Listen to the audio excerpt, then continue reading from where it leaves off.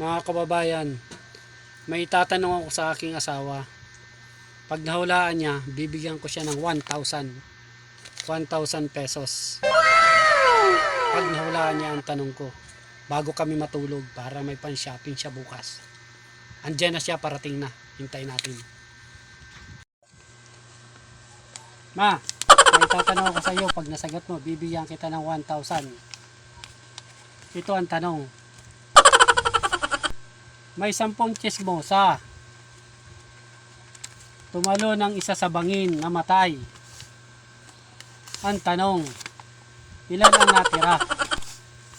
Di 9. Hindi. Tumali ng isa eh. Di dapat 9 lang yun.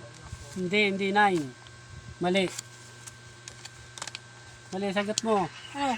Mali ang sagot mo. Wala ka na ibang naisip na sagot. Hindi mo makukuha ang 1,000. Pagbilang ko ng 5 sagot, ano ka na? 1, 2, 3, 4, 5.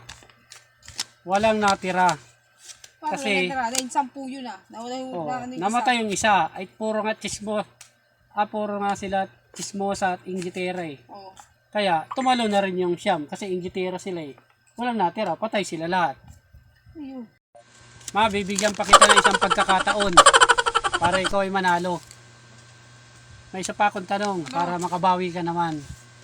Ang tanong ko ito.